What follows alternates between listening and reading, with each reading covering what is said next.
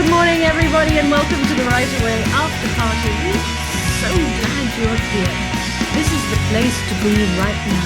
My name's Cath. And I'm Nic. And that's Nic, the topic chooser, the topic guru. And so I'm going to let her, which side are you on? I never know. I never know. I'm So always tell flipping us. my camera around. Hi, everyone, and please like and subscribe to our channel. We love what we do. We want to bring it to you. So please share this topic with anyone that you think can need it, and Click, click and like and all of that. yeah. Can I put some like likes up there? That's the like button. Okay, just in case you didn't know what the like button was. All right. And this makes us really happy when you Yes. do that. Yes. Yes, we do. We really right. would love some feedback. Good. Okay, so today Cath and I were just chit-chatting like we always do. And we were talking That's about why we're always laughing when we start the recording. Yes, this is the after party. So you have to think like we've already had our party and now we're at the after party. And instead of being drunk, we're just drunk on laughter. And drunk on writing and Yeah. on life and yeah. Yes, on our words. So we're talking about point of view. And Cath and I just had a really interesting discussion about second point of view, which I think we'll just jump into that. Second person? Yes. So I voiced my opinion that I just not sure if I am a fan of second point of view, writing or reading second point of view. But Cath brought up a really good point. I don't know if it's a good point or not. Maybe we should leave second person point of view for another day. Okay. Because it might have more legs than we think it does. I know it's really hard for people to write. Yes. And that's why, tend to shy away. I agree. And so, I mean, if you have an opinion on second point of view, we'll bring it back then. So leave that point of view. Be opinionated. Yes. Leave a comment about second point of view. All right. So let's just dive into first versus third person. Okay. So I like to write first person. What do you like to write, Cath? I've written in both, and one of the most interesting things I ever did, I think I've talked about this before, was in my novel that's published now, I started writing in third person past tense. Okay. So all the action and all the excitement was back there. Mm. And then I rewrote the whole book in third person present tense. Okay. And the action came a bit forward. And then I rewrote the book again in first person. And I went back to the past. I couldn't make up my mind. Can you believe it? And it was only when I got to first person present tense that it felt comfortable. Not only comfortable, the action was in my face. Yeah. So if I'm the reader, I'm right immersed there. How about you? Yeah.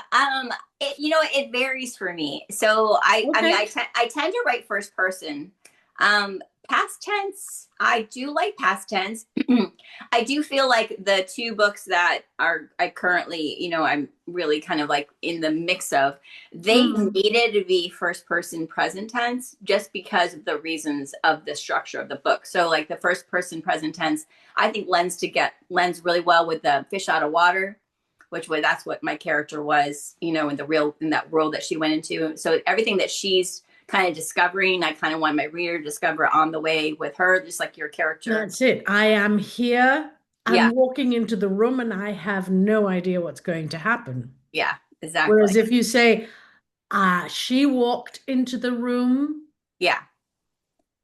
Yeah. So if it's first person, even if it's first person past tense, it kind of gives that feeling like, oh, well, she made it. Yeah, exactly. Like she's alive and she's telling me the story afterwards. So there's no reason to decide, so I think there's like reasons to have, think about your storyline, think about the structure of the story, think about the tension that you want to build and where that lands.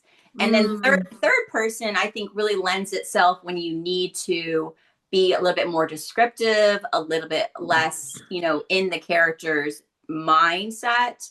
I'm writing one in third person right now, third person present tense. And Okay. I'm noticing that it's a little bit more freeing because I don't have to be so aware of what my character is seeing per se.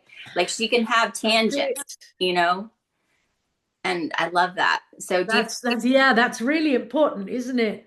Yeah, If you're writing it in the first person, you can only talk about what your character is seeing. yeah, And that's quite limiting. It makes the action and everything quite narrow, doesn't it? it Or is it also a does. good thing? I mean, it's good and bad because it makes the reader really have to work. I mean, the writer. I'm sorry, the reader doesn't have to work. The writer has to work. Oh, I want the reader to work as well a bit. Yeah, the writer really I mean, I feel like I really have to work in first person present tense because I can't just describe things randomly because why would she describe her car that she drives every single day? She wouldn't describe her car every single day. Maybe she would describe something different about it that particular Yes. day, or so you have to really try to, find these really creative avenues into describing Mm-hmm. the everyday world that Mm-hmm. she normally is in, where in third person it really lends it to like she can describe anything she wants and people won't even care because they're like, oh, that's interesting. Mm-hmm. Mm-hmm. Yep, yep, yep. I always remember, who was it? Was it Joyce who always said, if you're writing in first person, don't make the character look in the mirror Yeah, and exactly. describe themselves. Be more Yes. creative than that, which is Yeah. so true. Yeah, Yeah. I mean, I think there's creative ways of doing it. Like my hair is such a mess today. I wish it wasn't red. So it's like, there's like ways of like bringing the creativity Mm-hmm. out Mm-hmm. and talk and being. But again, that takes work. That takes planning. That Oh takes yeah. takes a lot of digging for the writer. And I'm the third person book that I'm writing right now. I don't know. It's just kind of flowing out of me. Maybe because there is a little bit. I'm taking kind of the shackles off my wrists and really able to expand my thinking. And Oh. it's just kind of fun to like really play with what's around the character versus like what the character is actually doing per se. So it's Mm-hmm. it's different. It's a different way of writing for me. For sure. For So I sure. the memoir that you're writing that from first person, or are you writing that from third person? Are you giving yourself some distance with that? No, I'm right in there. I'm You right are. in there. In fact, I'm now sitting sort of on a knife edge as to whether,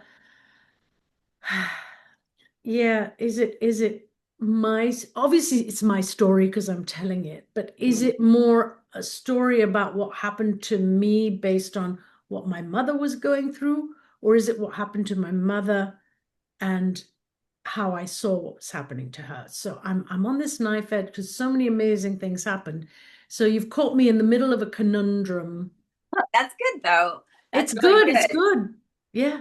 And that actually is a really great place for a writer to kind of think about their point of view, because if you are in a conundrum, if you are having any kind of confusion, if you're having any kind of like, the idea of like, where do I go from here, you Mm, want to look back and see, am I in the right point of view, am I telling true. the story from the right lens? Because Yeah. sometimes we can be too close to the subject matter, and writing a third person may free us up a little bit. That makes me tell you about this.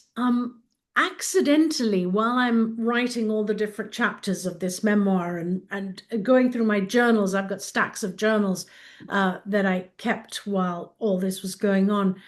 Um, I unintentionally, I honestly, I didn't think about it as I was doing it, but I started writing my mother in the second person. Oh. And I'm saying, and I looked at you, you were doing this, and you were so happy, and you were looking like, and it just sort of evolved, Mm. and somehow it, I don't even know, I'm tearing up. I don't even know how to describe this.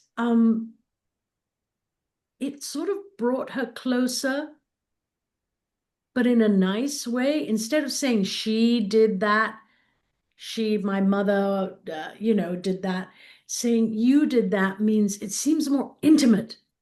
Mm. That's the word I want to use, more intimate. I wonder if that would be a really great vehicle for like either the prologue going into the memoir or the out, going out of the memoir. Maybe. Just a letter from your mother to Talking you. about the word out. We're out of time. All right, everyone. Thank you so much. Point of view obviously still needs to be explored and For sure. decide for yourself, like what point of view is for you. All right. And come back to the after party because we're always here. We're always having fun and we love to hear from you. So come back and tell us what you'd like to hear about. Bye-bye, friends.